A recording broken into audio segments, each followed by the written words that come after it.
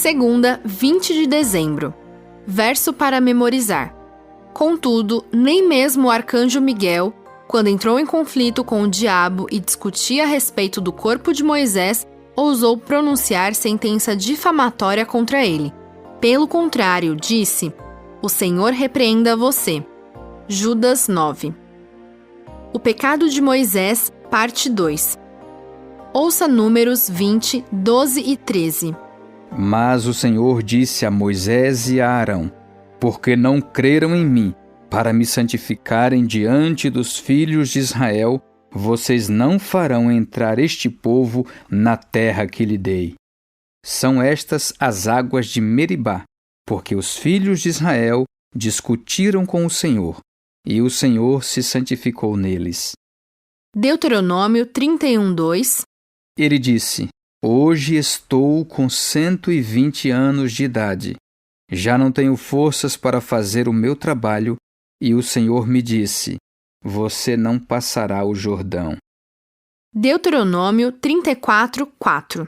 E o Senhor disse a Moisés: esta é a terra que, sob juramento, prometi a Abraão, a Isaque e a Jacó, dizendo que a daria à descendência deles.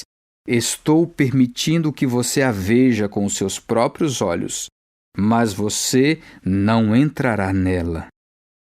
Pergunta 2. Que motivo específico o Senhor deu a Moisés para ele não entrar na terra? Segundo o texto, havia mais no pecado de Moisés do que apenas a tentativa de tomar o lugar de Deus, o que já era grave o suficiente. Ele também mostrou falta de fé, o que, para alguém como Moisés, seria imperdoável. Afinal, esse era o homem que, a partir do evento da sarça ardente, teve uma experiência com Deus diferente da maioria das pessoas.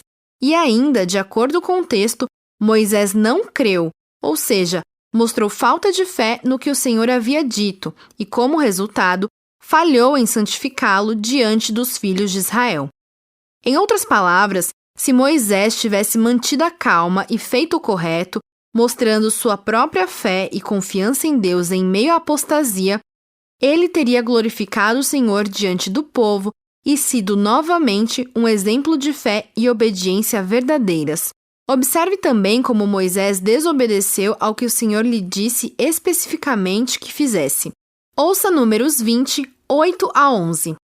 Pegue o seu bordão e ajunte o povo, você e Arão, o seu irmão, e diante do povo falem à rocha, e ela dará a sua água.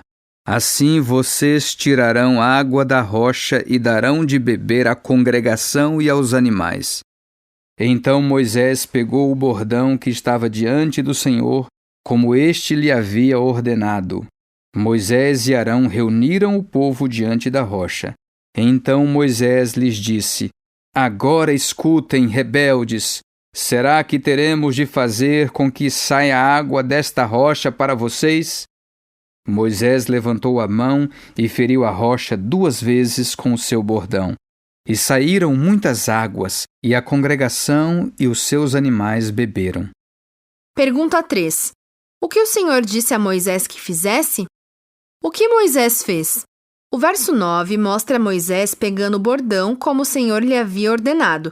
Porém, no verso 10, em vez de falar com a rocha, da qual a água teria então fluído, como expressão surpreendente do poder divino, Moisés a feriu, não uma, mas 2 vezes. Sim, bater em uma pedra e tirar a água dela foi um milagre, mas certamente não tão surpreendente quanto apenas falar com ela e ver o mesmo acontecer. Claro, superficialmente pode parecer que o julgamento divino sobre Moisés foi extremo. Depois de tudo o que ele passou, não teria permissão de cruzar o Jordão até a terra prometida. Desde que essa história é contada, indaga-se por que, por um ato precipitado, o que ele esperava por tanto tempo lhe teria sido negado. Que lição os filhos de Israel devem ter aprendido com o que aconteceu a Moisés?